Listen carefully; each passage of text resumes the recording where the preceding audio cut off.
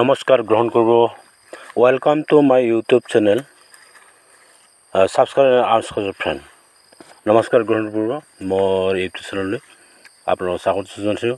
আমি শাওণ মাহত গৈ আছোঁ গোৱালপাৰা পাগলাতেক মন্দিৰত। এয়া আছে আমাৰ পঞ্চৰত্নৰ দলঙিৰ তলেদি যাব লাগে আৰু তাৰ ব্ৰহ্মপুত্ৰ কাষতে ঠিক পাগলাতেক মন্দিৰখন। এয়া আমি পঞ্চৰত্নৰ তলেদি গৈ আছোঁ। এয়া নৰনাৰায়ণ সেতু বুলি কোৱা হয়। এইটো ধুবুৰী যোৱা ৰাস্তা।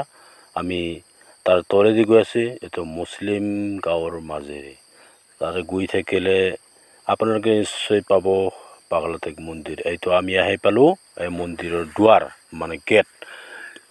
এই গেটৰ মাজেৰে সোমাই গ'লেই তলত নামি যাব লাগিব ব্ৰহ্মপুত্ৰৰ পানীৰ কাষত। এয়া হৈছে মেলা।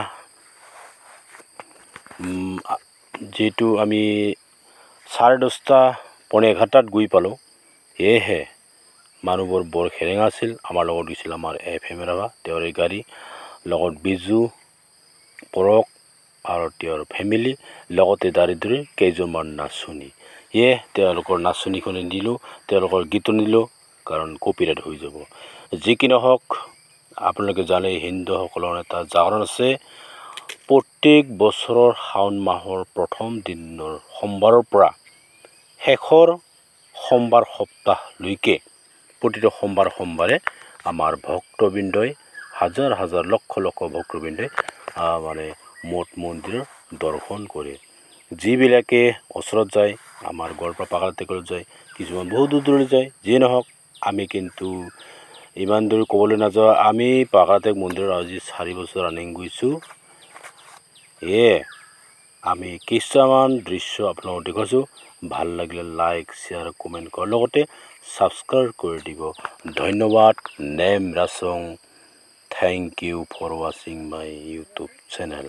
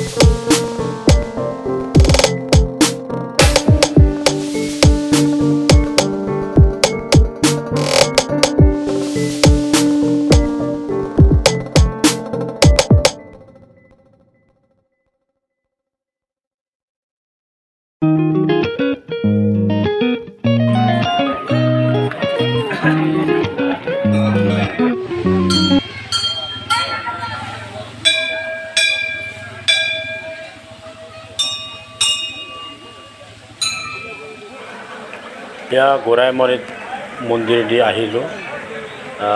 তাৰ ওচৰত ইমান পাহাৰবিলাক, ইমান চিনাৰী, আৰু ইয়াৰ লোকেল ৰাভা মানুহবিলাক ইমান লোকেল চব্জিবিলাক বিক্ৰী কৰে। তাৰ গছৰ তলতে ডাঙৰ এটা গছ আছে, ইমান ছায়া। এই ছায়াৰ তলত ৰাভা মানুহবিলাক চব্জি বিক্ৰী কৰে আৰু বহুত ভক্তবৃন্দই তাৰ পৰাই সস্তা দামত কিনি লৈ যায়। ইয়াৰ চাওক ইমান প্ৰাকৃতিক সৌন্দৰ্য। তাৰ সিফালে আমি পাহাৰলৈ গৈ আছোঁ। আগতে এইফাল পাথৰৰ কুঁৱাৰী আছিল, হয়তো এতিয়া ফৰেষ্ট ৰিজাৰ্ভ কৰাৰ কাৰণে এইটো চৰকাৰে হয়তো বন্ধ কৰি থোৱা হৈছে, নহ'লে ইমান পাথৰ তাত কুঁৱাৰী খান্দি খান্দি শেষ কৰিছিল। এতিয়া তাৰে পৰা পানী মানে পৰি থাকে। ৱাটাৰ ফলছ ঠিক সেই দৃশ্যখনলৈ আমি প্ৰাকৃতিক সৌন্দৰ্য উপভোগ কৰিবলৈ গৈছিলোঁ আৰু আমাৰ দাদুৱে নাচনী সেইবিলাক তাতে আমাক নাচি দেখুৱাইছে। তাৰে দৃশ্যখিনি মই লৈ মোৰ এই চেনেলৰ যোগে আপলোড কৰিলোঁ আৰু আপোনালোককো সৌন্দৰ্য উপভোগ কৰাৰ কাৰণে দেখুৱালোঁ, যাতে আপোনালোকে কেতিয়াবা যদি যায় তেতিয়া এই ঘোঁৰা মন্দিৰৰ পিছফালে যিটো পাহাৰ আছে, সেই পাহাৰৰ পিছফালেতো পানী পৰি থকা এইটো পাথৰ কৰে এটা ডাঙৰ ফিল্ডৰ দৰে ঠাইখন দেখা পাব। তাতে মানুহবিলাক গা ধুই যি কি নহওক চাই থাকিব মোৰ চেনেলটো। তাৰ পৰা ঘূৰি আমি আহিলোঁ আৰু পৰকৰ যিটো আলহী আছিল এই দাৰিদুৰিত থৈ আহিলোঁ। তাৰপিছত এইটো আপোনালোকে জানে সৌন্দৰ্যখন কৰ এই প্ৰাকৃতিক সৌন্দৰ্য এইটো পুখুৰী, ইয়াৰ হৈছে উৰ্পদ বিল নামেৰে জনাজাত। বৰ্তমান এইটো সংৰক্ষণত আছে আৰু বৰ্তমান এই উৰ্পদ বিলত মানুহবিলাক প্ৰত্যেক ৰবিবাৰ ষ্টুডেণ্টবিলাক যায়, লগতে পৰ্যটকবিলাকো আহে। ইমান ডাঙৰীয়া আমিও তাতে উপভোগ কৰিব গ'লোঁ আৰু শেষত দেখুৱালোঁ। ধন্যবাদ। নেম ৰাছো।